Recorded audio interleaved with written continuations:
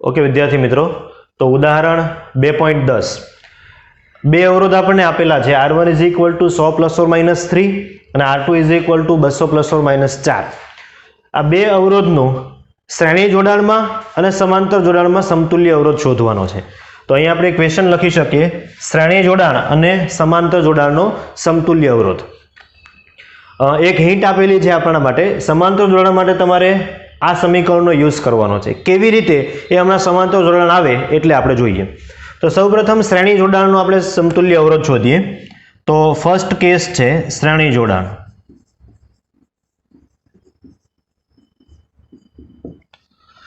Okay, જ્યારે બે અવરોધ તમે ધોરણ 10 ની અંદર ભણી ગયા છો, બે અવરોધને શ્રેણીમાં જોડીએ તો અવરોધનો શું થાય? સરવાળો. જ્યારે તમને આવી રીતે આપવામાં આવતા હતા બે અવરોધ, અવરોધનો સિમ્બોલ છે આ, ધારો કે R1 છે, આ R2 છે, તો આ બે અવરોધની જગ્યાએ તમારે એક અવરોધ મૂકવો હોય તો તમે સમતુલ્ય કેવી રીતે ફાઇન્ડ કરતા હતા? તો બંને અવરોધનો શું કરી દેતા હતા? તો કે સરવાળો. R ઇક્વિવેલન્ટ = શું થઈ જાય? R1 + R2. પણ કયા જોડાણની અંદર? તો કે શ્રેણી જોડાણની અંદર. તો અહીંયા આગળ આપણી પાસે R1 અને R2 તો છે જ. 10મા ધોરણની અંદર ક્યાં સુધી સીમિત હતું? તો કે R1 અને R2 માં તમને ત્રુટિ આપતા હતા નહીં. તમને ડાયરેક્ટ કહેતા હતા કે ભાઈ R1 100 ઓહમ અને R2 200 ઓહમ, તો R ઇક્વિવેલન્ટ કેટલો? તો તમે ડાયરેક્ટ સરવાળો કરીને કેટલો આન્સર આપી દેતા હતા? 300 ઓહમ. પણ અહીંયા આપણે ત્રુટિને કાઉન્ટ કરવાની છે. એક સ્ટેપ આગળ વધીએ તો R ઇક્વિવેલન્ટનું જે સમીકરણ છે એના પરથી જ આપણે જોઈએ. R ઇક્વિવેલન્ટ = શું થાય શ્રેણી જોડાણમાં? R1 + R2. ઓકે, R1 અને R2 ની કિંમત જે આપેલી છે એ મૂકીએ આપણે. તો 100 ± 3 પ્લસ 200 ± 4. સાચા મૂલ્ય સાથે સાચા મૂલ્યનો પહેલા સરવાળો કરો. તો 100 + 200 એટલે કેટલા થઈ જશે? 300. પ્લસ ઓર માઇનસ બે ભૌતિક રાશિનો સરવાળો થાય ત્યારે ત્રુટિનો હંમેશા શું થાય? સરવાળો. તો બંને ત્રુટિનો સરવાળો કરીએ. 3 + 4 એટલે કેટલા ઓહમ થઈ જશે? તો કે 7 ઓહમ. તો આ જે તમને મળે છે એ શ્રેણી જોડાણનો સમતુલ્ય અવરોધ, અવરોધ પ્લસ ઓર માઇનસ ત્રુટિ. તો 7 ઓહમ છે એ સમતુલ્ય ત્રુટિ થઈ જશે. હવે આગળ વાત કરીએ આપણે સમાંતર જોડાણની, જે આપણે ખાસ ધ્યાન આપવાનું છે તે. શ્રેણી જોડાણ એકદમ સિમ્પલ હતું, માત્ર સરવાળો કરવાનો હતો. હવે આપણે વાત કરીએ સમાંતર જોડાણની. તો સેકન્ડ સમાંતર જોડાણ.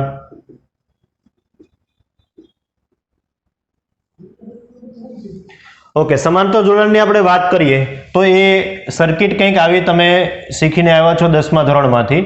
આપણી પાસે બે અવરોધ છે અને ધારો કે આપણે એને બેટરી સાથે જોઈન કરી દઈએ. પહેલાનો અવરોધ છે R1 અને બીજાનો અવરોધ છે R2. એકના એક અવરોધ પહેલાના શ્રેણીમાં જોડ્યા હતા, હવે સમાંતરમાં. તો આ બે અવરોધને રિપ્લેસ કરીને આપણે એક અવરોધ અહીંયા લગાવવો હોય તો એનું મૂલ્ય કેટલું રાખવું જોઈએ? ધારો કે આ બેટરી આપણી જે હતી એની એ, ધારો કે સમતુલ્ય અવરોધ અહીંયા આપણે R લઈએ, તો R નું મૂલ્ય કેટલું રાખવું જોઈએ? તો આપણી પાસે સમીકરણ છે, સમાંતર જોડાણનું સમીકરણ શું છે? તો કે 1/R = 1/R1 + 1/R2. આ પણ તમને હિટમાં આપેલું છે. જો કે ધોરણ 10 ની અંદર તમે ભણીને આવ્યા જ છો, પણ તેમ છતાં ધોરણ 12 માં આપણે ચેપ્ટર 3 પ્રવાહ વિદ્યુતની અંદર આ સેમ ટોપિકને ડિટેલમાં ભણવાના છીએ. અત્યારે તમને યાદ નથી તો સમીકરણ યાદ રાખી લો, અને હિટમાં પણ તમને આપેલું છે. શ્રેણીમાં સરવાળો થાય અને સમાંતરમાં વન સરવાળો થાય. હવે કોઈ પણ ભૌતિક રાશિ હોય એને આપણે કયા ફોર્મેટમાં લખીએ છીએ? તો કે અહીંયા જો R ± Δ R ફોર્મમાં લખીએ છીએ. સેમ અહીંયા સમાંતર જોડાણમાં અવરોધ લખવો છે તો હું કયા ફોર્મેટમાં લખી શકું? R ± Δ R, એટલે કે સાચું મૂલ્ય પ્લસ ઓર માઇનસ ત્રુટિ. તો અહીંયા તમને જે સમીકરણ આપેલું છે 1/R વાળું, ત્યાંથી તો તમને માત્ર કયું મૂલ્ય મળવાનું છે? સાચું મૂલ્ય જ મળવાનું છે. સાચું મૂલ્ય ફાઇન્ડ કરવા માટે તમારે કયા મૂલ્યનો ઉપયોગ કરવાનો? તો કે સાચા મૂલ્યનો R1 નો 100 અને R2 નો 200. તો પહેલા આ સમીકરણ પરથી આપણે R ની કિંમત ફાઇન્ડ કરી લઈએ. તો R ની કિંમત મને કેટલી મળી જશે? 1/R = 1/R1. R1 કેટલા લેવાના? 100. તો 1/100 પ્લસ 1/R2. R2 બરાબર કેટલા લેવાના? 200. તો 1/200. તો જો આપણે 200 લસા લઈએ 200 આપણે લસા લઈએ તો અહીંયા ગુણવું પડશે 2 વડે, અહીંયા તો 200 છે જ, તો અંશમાં શું થઈ જશે 2 + 1 એટલે કે ટોટલ કેટલા થઈ જશે 3. r ને કરતા બનાવે સમીકરણને આપણે ઉલટાવી નાખીએ તો r = આપણને શું મળી જશે તો કે 66.7 ઓહમ. 10મા ધોરણ સુધીનો આ દાખલો થયો કે જેમાં તમે R1 અને R2 ની કિંમત પ્લેસ કરતા હતા. હવે આપણે બે અવરોધ સમાંતરમાં હોય તો ત્રુટિ કેટલી મળે એ ત્રુટિ માટેની ગણતરી કરવાની છે. એટલે અહીંયાથી આપણે 11 સાયન્સ શરૂ થાય એમ કહીએ તો પણ ચાલે. તો ત્રુટિ માટે એને જે હિન્ટ આપેલી છે એ હિન્ટનો આપણે ઉપયોગ કરીએ. હિન્ટ શું આપેલી છે? Delta r / r² = delta r1 / r1² + delta r2 / r2². ત્રુટિ માટે તમને સૂત્ર હિન્ટમાં આપેલું છે. અચ્છા, ડેલ્ટા r ને આપણે કરતા બનાવીએ અહીંયાથી તો ડેલ્ટા r = શું થઈ જશે? Delta r1 / r1² × r² plus delta r2 / r2² × r². એટલે છેદમાંથી જે r² છે એને હું ક્યાં લઈ ગયો? બંને બાજુ અંશમાં ગુણી દીધું. હવે જમણી બાજુ જે પણ કંઈ છે એ બધું જ આપણી પાસે ક્વેશ્ચનની અંદર ઓલરેડી છે અને અમુકની ગણતરી આપણે કરી ચૂકેલા છીએ. તો બધાની કિંમતો મૂકીએ. ડેલ્ટા r1 એટલે r1 ની ત્રુટિ કેટલા ઓહમ છે? 3 ઓહમ. ડિવાઈડ બાય r1² એટલે 100 ઇન્ટુ r². r² કેટલા મળે છે અહીંયા આપને? તો કે 66.7 whole square plus delta r2 એટલે કે બીજા અવરોધની ત્રુટિ કેટલી મળે છે? તો કે 4. ઓલરેડી ક્વેશ્ચનની અંદર આપેલી છે. r2 કેટલા ઓહમનો આપેલો છે? r2 200 ઓહમનો, તો 200 નો સ્ક્વેર ઇન્ટુ r² તો ફરી કેટલા વડે ગુણવાના? 66.7 હોલ સ્ક્વેર. ઓકે, આ બધાનું જો આપણે સાદુરૂપ આપીએ તો એ સમીકરણ આપણને કંઈક મળી જશે 1.8 ઓહમ. તો આ મળી ગઈ આપણને ત્રુટિ. સમાંતર જોડાણની અંદર જે ત્રુટિ આવે છે તે એકના એક અવરોધને તમે જુઓ શ્રેણીમાં જોડતા હતા ત્યારે કેટલી ત્રુટિ મળતી હતી? તો કે 7 ઓહમની. એ જ અવરોધને સમાંતરમાં લઈ ગયા તો ત્રુટિ કેટલી મળી ગઈ? 1.8 ઓહમ. એટલે અવરોધ એના એ જ છે, પણ તમે જો જોડાણ બદલાવી નાખશો તો જે સૂત્રથી આપણે ત્રુટિ ગણીએ છીએ એ સૂત્ર બદલાઈ જશે એટલે ત્રુટિ પણ બદલાઈ જશે. તો હવે સમતુલ્ય અવરોધ આપણે લખવો હોય તો કેટલો લખી શકીએ? સમાંતર જોડાણનો.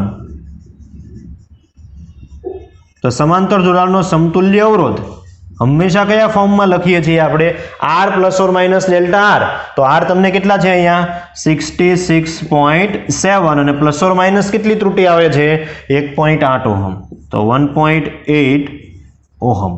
તો આ સમાંતર જોડાણનો સમતુલ્ય અવરોધ અને અહીંયા આગળ શ્રેણી જોડાણનો સમતુલ્ય અવરોધ. હવે બીજી એક વાત કરીએ JEE નીટની. તો અહીંયા એક સમીકરણ આપવામાં આવેલું છે ડેલ્ટા r વાળું.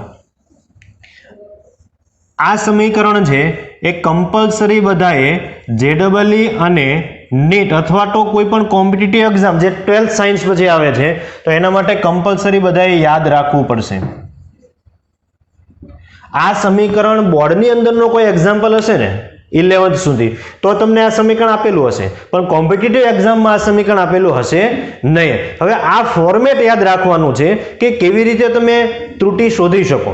તમને કોઈ પણ સમીકરણ જ્યારે આ ફોર્મમાં આપેલું હોય 1 સરવાળાના ફોર્મમાં ત્યારે આ સમીકરણની ત્રુટિ કેવી રીતે લખી શકાય છે? તો કે ડેલ્ટા r/r². દાખલા તરીકે ધોરણ 10 ની અંદર તમે ખૂબ પ્રચલિત સમીકરણ ને મોસ્ટ આઈએમપી સમીકરણ અરીસા માટે ગાઉસનો નિયમ ભણીને આવ્યા, બરાબર? નિયમ આઈ થિંક બધાને યાદ હશે, તો અહીંયા થોડી એક્સ્ટ્રા માહિતી તમને આપું છું કેવી રીતે આ સમીકરણનો યુઝ કરવાનો છે તે. બરાબર? મેથડ સેમ, મેથડમાં કોઈ ફેર નહીં, ખાલી વેલ્યુ ડિફરન્સ થશે અને જે તે ભૌતિક રાશિ બદલાશે. અહીંયા અવરોધ છે પણ અરીસા માટે ગાઉસનો નિયમનું સમીકરણ શું છે? તો કે 1/f = 1/v + 1/u. બધાની જો ઓળખાણ હું કરાવું તો f એટલે કેન્દ્ર લંબાઈ અરીસાની, v એટલે પ્રતિબિંબ અંતર અને u એટલે વસ્તુ અંતર. તો જેવી રીતે અહીંયા તમને આપેલું છે r1 અને r2 એવી રીતે તમને શું આપ્યા છે? v અને u. અને શું માગ્યું હશે? તો કે કેન્દ્ર લંબાઈ માગી હશે. બરાબર? તો હવે આ સમીકરણમાં ત્રુટિ શોધવી હોય તો કેવી રીતે શોધાય? સાચું મૂલ્ય તો તમને ખૂબ સરળતાથી મળી જશે. v અને u ની કિંમત આમાં પ્લેસ કરો એટલે સાચું મૂલ્ય f નું મળી જશે, જેવી રીતે r નું મળ્યું. ત્રુટિ કેવી રીતે શોધવાની? તો આ સમીકરણને ઉપરના સમીકરણ મુજબ તમારે લખવું પડે. કેવી રીતે લખાય? તો કે f ની અંદરની ત્રુટિ લખવી હોય તો આ સમીકરણ પરથી તો delta F divide by F square is equal to delta V divide by V square plus delta U divide by U square. એટલે અરીસા માટે જે ગાઉસનો નિયમ હતો, જે આપણે 12th ની અંદર પણ ભણવાના છીએ પ્રકાશશાસ્ત્રની અંદર, તો કોમ્પિટિટિવ એક્ઝામની અંદર તમને આવું સમીકરણ કોઈ આપવાનું નથી. એ સિલેબસનો ભાગ થઈ જશે, એટલે કમ્પલસરી તમારે કોઈ કોમ્પિટિટિવ એક્ઝામ માટે આ સમીકરણને યાદ રાખવાનું છે. તો એક સારો એવો એક્ઝામ્પલ હતો. આગળના એક્ઝામ્પલમાં આપણે જઈએ એના પહેલા તમે સરખી રીતે બંને બોર્ડ પર જે લખેલું છે એ નોટ ડાઉન કરી લો. તો આગળ વધીએ વિદ્યાર્થી મિત્રો. ઉદાહરણ નંબર 2.11. એક કોઈ ઝેડ નામની ભૌતિક રાશિ છે, એ બીજી 4 ભૌતિક રાશિથી બનેલી છે, એ બી સી અને ડી. તો એ સૂત્ર જે આપણને આપવામાં આવ્યું છે ઉદાહરણની અંદર ક્વેશ્ચનમાં, Z is equal to a⁴ b⁻⁴ c into d⁻3/2. તો પ્રશ્ન એવો છે કે ઝેડમાં આવતી સાપેક્ષ ત્રુટિ શોધો. એટલે કે અહીંયા આપણને delta Z divide by Z શોધવાનું કીધું છે. તો જ્યારે ભાગાકાર હોય આપણી પાસે અથવા તો ઘાતાંકીય કોઈ સૂત્ર હોય ત્યારે સાપેક્ષ ત્રુટિ કેવી રીતે ફાઇન કરીએ છીએ? તો કે ઉપરની જે ઘાત હોય એ આગળ લઈ લેવાની અને જે ઘાત તમે આગળ લીધી હોય એ ભૌતિક રાશિની સાપેક્ષ ત્રુટિને ગુણાકારમાં લખવાની. એક પણ ઘાત નેગેટિવ હોવી જોઈએ નહીં. તો આ આપણો રૂલ હતો, એ પ્રમાણે આપણે આગળ વધીએ તો આ થઈ જશે delta Z divide by Z, એટલે કે ઝેડની સાપેક્ષ ત્રુટિ ઇઝ ઇક્વલ ટુ એની ઘાત છે 4, તો આપણે 4 ને આગળ લખીએ અને એના ગુણાકારમાં a ની સાપેક્ષ ત્રુટિ તો delta a divide by a plus b ની ઘાત કેટલી છે 1/3, તો ઘાત આપણે આગળ લાવીએ અને b માં ત્રુટિ લખીએ delta b divide by b. એના પછી c ની 1 ઘાત છે તો 1 લખવાની જરૂર નથી, આપણે ડાયરેક્ટ લખી શકીએ delta c divide by c plus d ની ઘાત છે 3/2, 3/2 ને આગળ લખીએ 3/2. હવે કોની ત્રુટિ લખવાની? તો જેની ઘાત હોય d ની ઘાત છે તો d ની ત્રુટિ delta d divide by d. હવે સિમ્પલ રીતે તમે ઝેડમાં સાપેક્ષ ત્રુટિ ફાઇન કરી શકો છો. આગળ વધીએ ઉદાહરણ નંબર 2.12.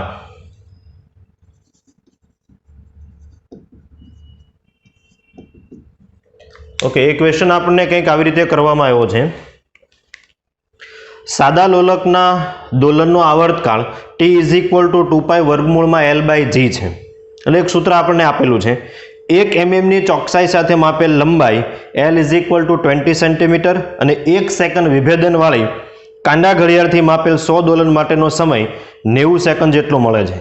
તો સ્મોલ g નું મૂલ્ય કેટલી ચોકસાઈથી નક્કી થયું હશે? હવે જે ડેટા એણે આપેલો છે એ પહેલા ડેટા ઉપર આપણે વાત કરી લઈએ. તો સૌપ્રથમ એક સૂત્ર આપણને આપેલું છે આવર્તકાળનું, t ઇઝ ઇક્વલ ટુ 2π વર્ગમૂળમાં l ડિવાઈડ બાય g. આવું એક આપણને સૂત્ર આપ્યું છે. આ સમીકરણ વડે આપણે સાદા લોલકના આવર્તકાળ માપવાનો એક પ્રયોગ કરી રહ્યા છીએ. સાદા લોલકની વાત મેં તમને આગળ કરી હતી. હવે તમે જુઓ તો આવર્તકાળ તમારે શોધવો હોય તો l અને g બંને તમારી પાસે હોવું જોઈએ. તો અહીંયા આગળ l છે એ કેવી રીતે મેજર કરે છે? તો કે l આપણને મળે છે 20 સેન્ટીમીટર, પણ એ 20 સેન્ટીમીટર આપણે જે ઇન્સ્ટ્રુમેન્ટ વડે મેજર કરીએ છીએ એ ઇન્સ્ટ્રુમેન્ટનું લઘુત્તમ માપ કેટલું છે? તો એ આપણને આપેલું છે 1 mm.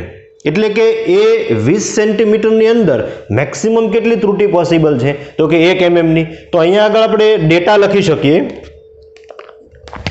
ડેલ્ટા l એટલે લંબાઈ જેના વડે આપણે મેજર કરી છે એનું લઘુત્તમ માપ કેટલું આપેલું છે? તો કે 1 mm. એના પછી લેન્થ કેટલી મળે છે? તો એ મળે છે 20 સેન્ટીમીટર. આગળ વધીએ. 1 સેકન્ડ વિભેદનવાળી ઘડિયાળથી 100 દોલન માટેનો સમય 90 સેકન્ડ જેટલો મળે છે. હવે જીના માપનમાં ત્રુટિ આપણે જોઈતી હોય તો આવર્તકાળ માપવો પડશે. તો આવર્તકાળ તમે જે ઘડિયાળ વડે માપો છો એ ઘડિયાળનું લઘુત્તમ માપ કેટલું છે? 1 સેકન્ડ જેટલું છે. તો આપણે એને ડેલ્ટા ટી કહી શકીએ, જે પ્રમાણે મેં તમને આગળ કીધું હતું. તો delta T is equal to શું થઈ જશે? Delta T is equal two 1 second. અને કેપિટલ ટી એટલે ટોટલ સમયગાળો. અહીંયા આપને આપેલો છે 100 દોલન માટેનો સમયગાળો, તો એ તમને આપેલો છે 90 સેકન્ડ. તો t ઇઝ ઇક્વલ ટુ કેટલા સેકન્ડ થઈ જશે? 90 સેકન્ડ. જો આવી કંઈક રીતે ડેટા આપેલો હોય તો જી કેટલી ચોકસાઈથી માપેલો હશે, એટલે કે જીની સાપેક્ષ ત્રુટિ કેટલી હશે એ આપણે કહેવાની છે. તો અહીંયા જે ફાઇન્ડ કરવાનું છે એ થઈ જશે ડેલ્ટા જી ડિવાઈડ બાય જી કેટલું થશે. તો બહુ સિમ્પલ છે. જ્યારે તમને ભૌતિક રાશિની કોમ્બિનેશન વાળું સમીકરણ આપવામાં આવે છે ત્યારે જેમાં તમારે ત્રુટિ શોધવાની હોય પહેલા એને કરતા બનાવી દો. અહીંયા કરતા કોણ છે? તો કે ટી. તો પહેલા જીને આપણે કરતા બનાવી દઈએ અને પછી ત્રુટિનું સમીકરણ લખીએ. તો સમીકરણમાંથી જીને કરતા બનાવવા હોય તો પહેલા વર્ગમૂળને દૂર કરવું પડે.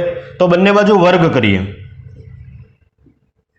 બંને બાજુ વર્ગ કરતા.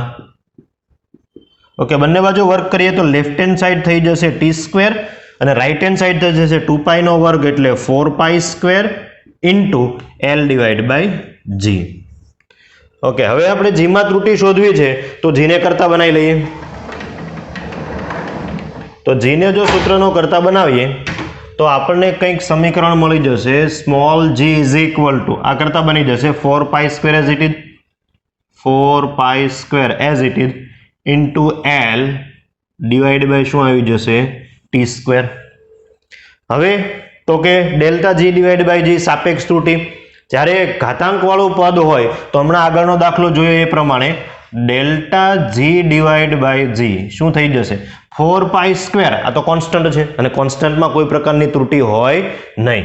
તો ઇન્ટુ શું થઈ જશે? Delta L divide by L plus T ની કેટલી ઘાત છે?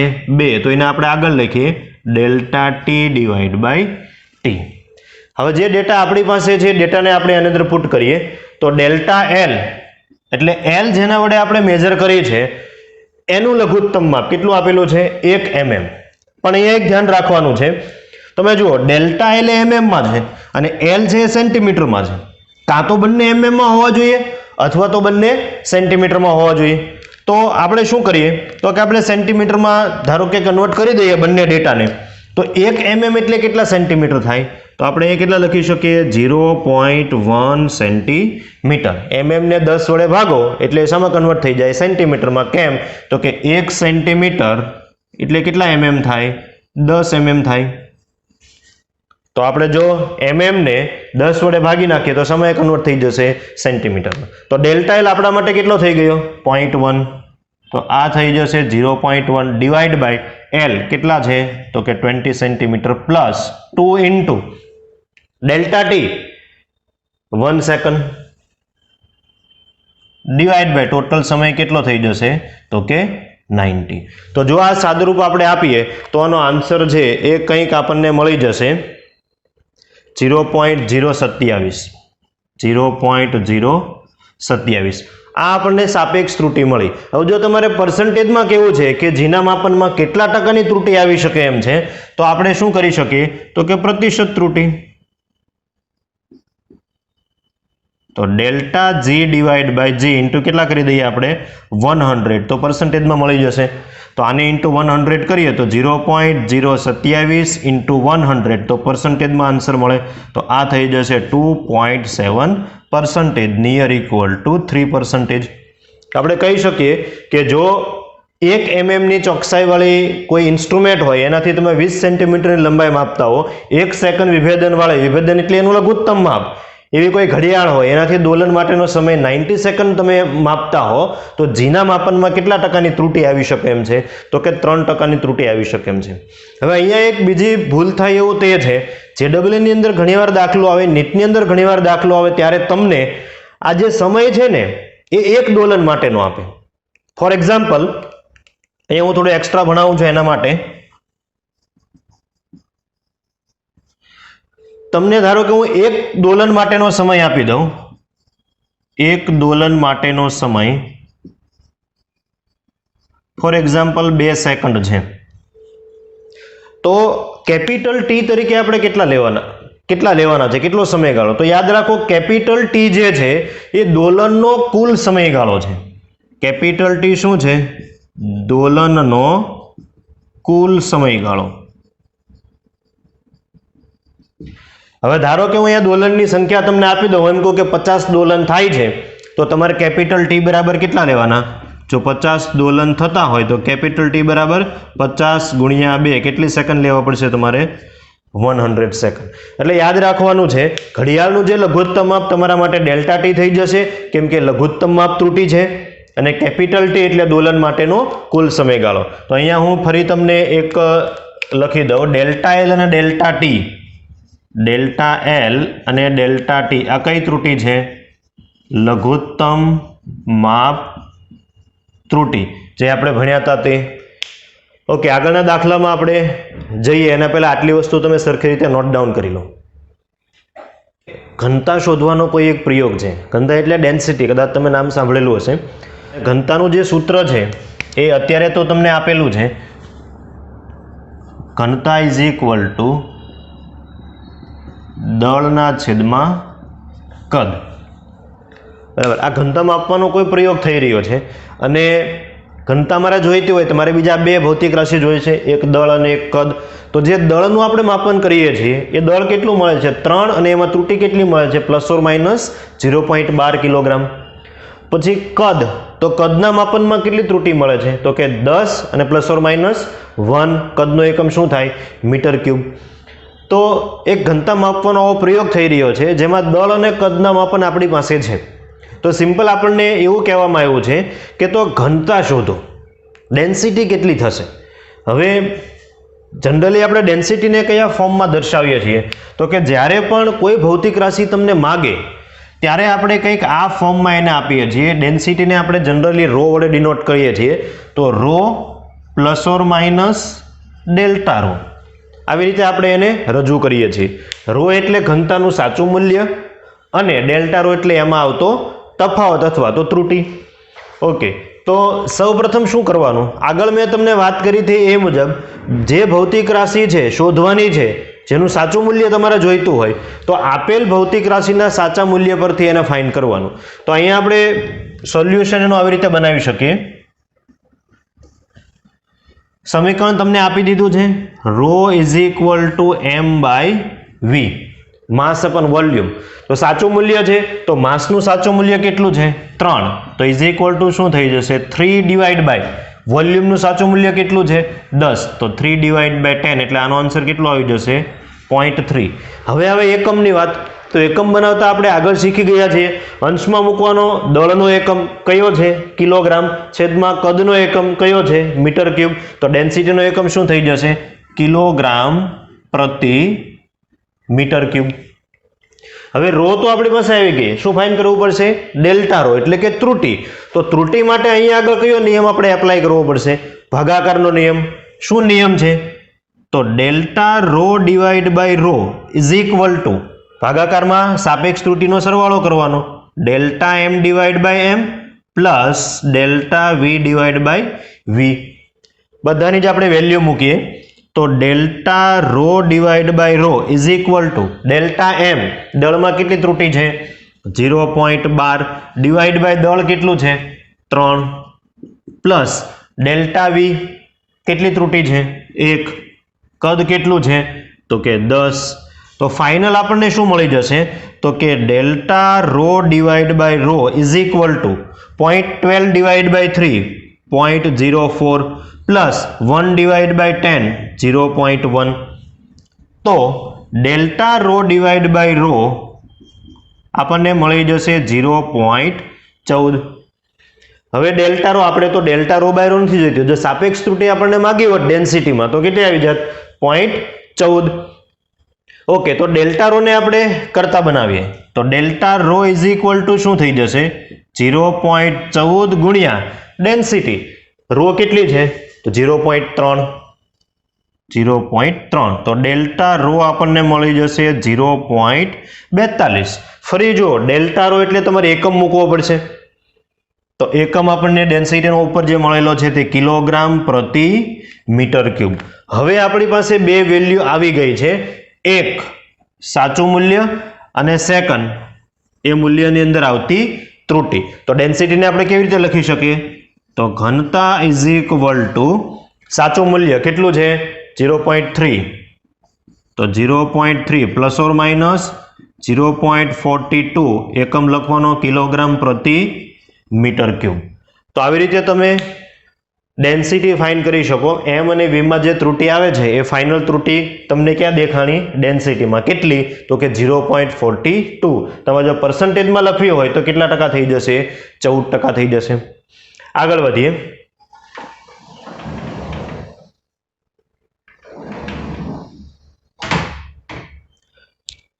કેપેસિટન્સ અને વોલ્ટેજ તમને આપેલા છે. હવે કેપેસિટરની કેપેસિટી એટલે કેપેસિટન્સ પંખામાં જે હોય છે તે તમે 10મા ધોરણની અંદર આઈ થિંક શબ્દ સાંભળેલો હશે. પછી વોલ્ટેજ જેને તમે પોટેન્શિયલ અથવા સ્થિતિમાન કહેતા હશો. તો વિદ્યુત ભાર માપવાનો કોઈ પ્રયોગ થાય છે. આ વિદ્યુત ભારનું સૂત્ર તમને કંઈક આવી રીતે આપેલું છે. Q is equal two CV. કોનું સમીકરણ છે? તો કે વિદ્યુત ભાર. તો ફરી જેવી રીતે અહીંયા આગળ તમારે ડેન્સિટી શોધવાની હતી એવી જ રીતે અહીંયા આગળ શું ફાઇન્ડ કરવાનું કીધું છે? વિદ્યુત ભાર. તો વિદ્યુત ભારને આપણે કયા ફોર્મમાં ફાઇન્ડ કરવાનો છે? તો આને તમારે શોધવાનો છે Q plus or minus delta Q. Small q લખી શકો, કેપિટલ Q લખી શકો. સમીકરણ અત્યારે તમારે યાદ નથી રાખવાનું. ધોરણ 12 ની અંદર આપણે સમીકરણ ભણવાનું છે. ઓલરેડી સિલેબસની અંદર જ છે. 11મા ધોરણમાં સમીકરણ તમને આપી દેવામાં આવશે ક્વેશ્ચનની અંદર. ઓકે, તો સૌપ્રથમ આપણે સાચું મૂલ્ય ફાઇન્ડ કરી લઈએ. સાચું મૂલ્ય સાચા મૂલ્ય પરથી જ ફાઇન્ડ થશે. તો સોલ્યુશનમાં આપણે શું લખી શકીએ? બેઠી પેટર્ન કોની યુઝ કરવાની છે? બાજુમાં જે મેં દાખલો ગણેલો છે તે. તો Q is equal to C into V is equal to કેપેસિટન્સનું સાચું મૂલ્ય કેટલું છે? 2. પછી અહીંયા જોવાનું છે માઇક્રો ફેરાડે. કેપેસિટરનો એકમ છે, જેવી રીતે અંતરનો એકમ મીટર, દળનો એકમ કિલોગ્રામ. એવી જ રીતે કેપેસિટન્સનો એકમ શું છે? તો કે ફેરાડે. અને ખૂબ નાનું મૂલ્ય હોય તો અહીંયા આપણે કેટલા લખીએ છીએ? માઇક્રો. આ 1 માઇક્રો એટલે 10⁻⁻6 થાય.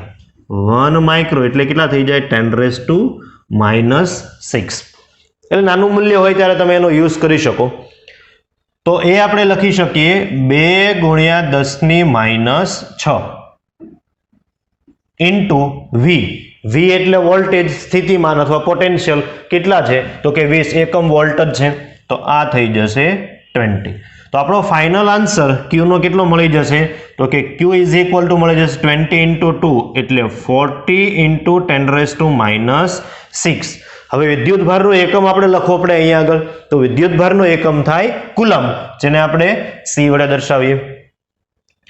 આગળ વધીએ. Q તો આપણી પાસે આવી ગયો. હવે જોઈએ આપણે ડેલ્ટા Q. તો ત્રુટિ કેવી રીતે શોધાય? તો અહીંયા આગળ તમારે કયા નિયમ યુઝ કરવાનો છે? તો કે ગુણાકારનો નિયમ યુઝ કરવાનો છે. તો delta Q divide by Q is equal to શું થઈ જશે? તો કે સાપેક્ષ ત્રુટિનો સરવાળો. Delta C divide by C plus delta V divide by V. Okay, તો બધી ડેટા આપણે આની અંદર મૂકીએ. તો delta C divide by C કેટલું થઈ જશે? તો 0.1 ડિવાઈડ બાય C કેપેસિટન્સ કેટલું છે? તો કે 2 પ્લસ ડેલ્ટા V કેટલું છે? 0.2 ડિવાઈડ બાય V કેટલું છે? તો કે 20. તો delta Q divide by Q તમને કેટલું મળી જશે? 0.1 divide by 2 0.05, 0.2 divide by 20 0.01. In short આ તમને કેટલું મળી જશે? 0.06. જો તમને એવું કહેવામાં આવે કે વિદ્યુત ભારમાં મળતી સાપેક્ષ ત્રુટિ શોધો, તો સાપેક્ષ ત્રુટિ કેટલી મળી જાય? 0.06. જો પ્રતિશત ત્રુટિ કે વિદ્યુત ભારમાં શોધવાની, તો પ્રતિશત ત્રુટિ કેટલા વડે ગુણી દો તમે આને? 100 વડે. કેટલા ટકા આવી જશે? તો કે 6%. પરંતુ આપણે તો વિદ્યુત ભાર જોઈએ છે, તો ડેલ્ટા Q ને આપણે કરતા બનાવી દઈએ અહીંયાથી. તો delta Q is equal to શું થઈ જશે? તો કે 0.06 ઇન્ટુ Q ને આપણે અંશમાં લઈ જઈએ. તો Q કેટલા મળે છે આપણને? 40 × 10⁻6. 40 × 10⁻6 એટલે આનો આન્સર આવી જશે 2.4 × 10⁻6. ફરી વિદ્યુત ભાર જ છે, અને વિદ્યુત ભાર હોય તો એકમ શું લખવાનો? કુલમ. તો હવે વીજભારને જો આપણે લખવું હોય તો કેવી રીતે લખી શકીએ? તો વિદ્યુત ભાર ઇઝ ઇક્વલ ટુ સાચું મૂલ્ય કેટલું મળ્યું? 40 × 10⁻6. તો 40 × 10⁻6 પ્લસ ઓર માઇનસ કેટલી ત્રુટિ એમાં આવી ડેલ્ટા ક્યુ? તો કે 2.4 ગુણ્યા 10⁻6 કુલમ. જો આને તમારે સરખી રીતે લખવું હોય 10⁻6 બહાર કાઢી લો અને એને આપણે શું લખી શકીએ? તો કે માઇક્રો. તો આને લખવું હોય તો આવી રીતે લખી શકો તમે 40 ± 2.4 માઇક્રો કુલમ. અને જો તમારે પર્સન્ટેજમાં લખવું હોય તો પર્સન્ટેજમાં કેવી રીતે થઈ જશે? તો Q is equal two Q નું સાચું મૂલ્ય કેટલું છે? 40 ગુણ્યા 10⁻6. 40 ગુણ્યા 10⁻6 પ્લસ ઓર માઇનસ. આમાં કેટલા ટકાની ત્રુટિ આવી શકે? તો કે સાપેક્ષ ત્રુટિ તો તમારી પાસે છે જ, અને પર્સન્ટેજમાં કન્વર્ટ કરો તો આ 0.06 ને કેટલા વડે ગુણવા પડે? 100 વડે. તો અહીંયા કેટલા થઈ જશે? તો કે 6%. બહાર એકમ શું લખી દેવાનો? કુલમ. તો અત્યારે જે એકમો તમને આપવામાં આવ્યા છે એ તમારા માટે નવા છે, પણ 12th ની અંદર આ એકમો આપણા માટે જૂના થઈ જવાના છે અને ત્યારે તમને કોઈ આવું સમીકરણ આપવાનું નથી. આ માત્ર ને માત્ર અત્યારે તમારી પ્રેક્ટિસ માટે મેં એક દાખલો મૂકેલો છે. એકમ યાદ અત્યારે ન રહે તો કોઈ પ્રોબ્લેમ નથી. ઓકે છોકરાઓ, બંને દાખલાઓ નોટ ડાઉન કરવાના પહેલા અહીંયા એક નાની મિસ્ટેક છે, તમે જોઈ જુઓ. 0.14 ગુણ્યા 0.3 એટલે આ થઈ જશે 0.042. તો આ 0.042 અને અહીંયા આગળ પણ આવી જશે 0.042. ઓકે, હવે બંને દાખલાને સરખી રીતે નોટ ડાઉન કરી લો. ઓકે વિદ્યાર્થી મિત્રો, તો ત્રુટિના દાખલા જોયા. એમાં એક દાખલો આપણે ઘાતાંકવાળું કોઈ સમીકરણ હોય તો એની અંદર ત્રુટિ કેટલી આવે એ જોઈ. હવે એ ઘાતાંકવાળું જે સમીકરણ હતું એની અંદર આપણે થોડી પ્રતિશત ત્રુટિ એડ કરીએ, બરાબર, તો દાખલો કેવી રીતે ગણી શકાય એ આપણે જોઈએ. અને આ ટાઈપના એક્ઝામ્પલ છે એ JEE ની અંદર બહુ બધી વાર આવેલા છે. સેમ નીટની અંદર પણ બહુ બધી વાર આવેલા છે. હવે પ્રશ્ન આવો છે કંઈક, કોઈ ભૌતિક રાશિનું સૂત્ર W = A⁴, B⁴, C⁻⁻1/3 / √d હોય તથા A, B, C અને D ના માપનમાં આવતી પ્રતિશત ત્રુટિ 1%, 3%, 3% અને 4% હોય તો W ના માપનમાં આવતી પ્રતિશત ત્રુટિ શોધો. અહીંયા એક ત્રુટિ પર તમારે નજર કરવાની છે કે જે આપેલી છે કઈ ત્રુટિ આપેલી છે? પ્રતિશત ત્રુટિ. એક વાત તો કન્ફર્મ છે કે A, B, C, D ચારે ચાર ભૌતિક રાશિમાં ત્રુટિ આવવાને કારણે W માં પણ કંઈક ત્રુટિ આપણને મળવાની છે. હવે તો કે પહેલા તો જે ઇક્વેશન આપ્યું હોય એ ઇક્વેશન પર તમે નજર કરો. આ ઇક્વેશન જો સરવાળા બાદબાકીનું હોય તો ઠીક છે, ગુણાકારનું હોય તો ઠીક છે, પણ ભાગાકારનું અને એની સાથે કંઈક પાવર એટલે કંઈક ઘાત હોય ત્યારે આપણને ખ્યાલ છે નિયમનો, ઉપરની જે ઘાત હોય એ આગળ લખવાની અને એના ગુણાકારમાં જેની ઘાત હોય એની સાપેક્ષ ત્રુટિ લખવાની. તો W ની આપણે વાત કરીએ તો જો W ની મારે સાપેક્ષ ત્રુટિ લખવી હોય તો હું કેવી રીતે લખી શકું? તો સોલ્યુશન W માં સાપેક્ષ ત્રુટિ. તો આપણે લખી શકીએ delta W / W is equal two A ની કેટલી ઘાત છે? 4, તો એ 4 આગળ લઈ લો તો આ થઈ જશે 4 × delta A / A plus B ની કેટલી ઘાત છે? 3, તો આ થઈ જશે 3 × ડેલ્ટા B / B. C ની કેટલી ઘાત છે? -1/3, તો સીધું શું -1/3 અહીંયા લખી દેવાનું? નહીં, નિયમ શું છે? ત્રુટિનો હંમેશા સરવાળો થાય. તમારે ઘાત ક્યારે માઇનસ કન્સિડર કરવાની નથી ત્રુટિ ગણતા હોય ત્યારે.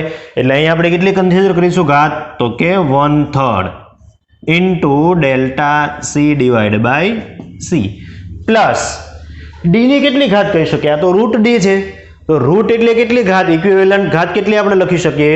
1/2. તો એ થઈ જશે 1/2 × ડેલ્ટા D / D. હવે આ તો બધી સાપેક્ષ ત્રુટિ છે અને ક્વેશ્ચનની અંદર આપણે કઈ ત્રુટિ આપેલી છે? તો કે પ્રતિશત ત્રુટિ આપેલી છે. તો આપણે જાણીએ છીએ બંને બાજુ જો આપણે 100 વડે ગુણી દઈએ તો સાપેક્ષ ત્રુટિ શામાં કન્વર્ટ થઈ જશે? પ્રતિશત ત્રુટિમાં. તો અહીંયા આગળ થઈ જશે ડેલ્ટા W / W કેટલા %? 100%. તો હવે જો સ્ટેપ તમે ડાયરેક્ટ લખી શકો. આ થઈ જશે 4 × ડેલ્ટા A / A કેટલા વડે તમે ગુણવાના છો? 100 વડે. તો એ ની કઈ ત્રુટિ થઈ ગઈ? પ્રતિશત ત્રુટિ. કેટલા ટકા આપેલી છે? 1%. તો આ થઈ જશે ઇન્ટુ 1, પણ શામાં આન્સર આવશે? પર્સન્ટેજમાં. Plus 3 into delta B by B સાપેક્ષ ત્રુટિ, એને કેટલા વડે ગુણવાના બંને બાજુ? તો કે 100 વડે આપણે ગુણેલા છે, તો બી ની પ્રતિશત ત્રુટિ કેટલી છે? તો કે 3, તો આ થઈ જશે 3%. પ્લસ 1/3 સી ની પ્રતિશત ત્રુટિ કેટલી છે? તો કે અગેન 3%, તો 3%. પ્લસ 1/2 ઇન્ટુ ડી ની પ્રતિશત ત્રુટિ કેટલી છે? 4%, તો અહીંયા થઈ જશે ઇન્ટુ 4%. તો હવે જો આપણે બધાનો સરવાળો કરીએ તો આ થઈ જશે 4% પ્લસ 3 ઇન્ટુ 3 9% પ્લસ 3 કેન્સલ, તો માત્ર 1% પ્લસ 4/2 એટલે આ કેટલા આવી જશે? 2%. તો બધાનો સરવાળો કરીએ 4 પ્લસ 9 13 પ્લસ 1 14 પ્લસ 2 16%. તો W ની અંદર નેટ પ્રતિશત ત્રુટિ કેટલી આવશે? તો કે 16%. અહીં એક બીજો ક્વેશ્ચન પણ તમને કરવામાં આવે છે. એ ક્વેશ્ચન કંઈક આવી રીતે કરે છે કે આ 4 ભૌતિક રાશિમાંથી કઈ ભૌતિક રાશિ છે એનો ત્રુટિનો ફાળો મેક્સિમમ છે? 4 ભૌતિક રાશિ વડે W નામની એક ક્વોન્ટિટી બને છે, તો કઈ ભૌતિક રાશિનો ત્રુટિનો ફાળો મેક્સિમમ છે? તો કોઈએ પણ ઘાત વડે અથવા તો આ જે ત્રુટિ આપેલી છે એમાં 3%, બીમાં 3, એમાં 1%, બીમાં 3%, સીમાં 3% અને ડીમાં 4%, આના પરથી કોઈએ ડાયરેક્ટ આન્સર આપવાનો નથી. ફરી રિપીટ કરું છું, પ્રશ્ન કેવો હશે? તો કે W માં આવતી ત્રુટિ એટલે કે 16% માં મેક્સિમમ ફાળો કઈ ભૌતિક રાશિનો હશે? આવો પ્રશ્ન કરે તો ડાયરેક્ટલી કોઈએ પણ આ 4 ત્રુટિના આન્સર પરથી જોઈને ક્યારે આન્સર નથી આપવાનો કે 4% કોની ત્રુટિ છે? તો કે ડી ની. એમ કોઈ આન્સર આપવાનો નથી.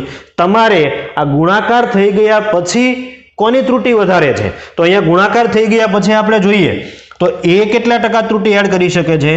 4%. બી કેટલા ટકા ત્રુટિ એડ કરી શકે છે? 9%. સી કેટલા ટકા એડ કરી શકે છે? 1%. અને ડી કેટલા ટકા? 2%.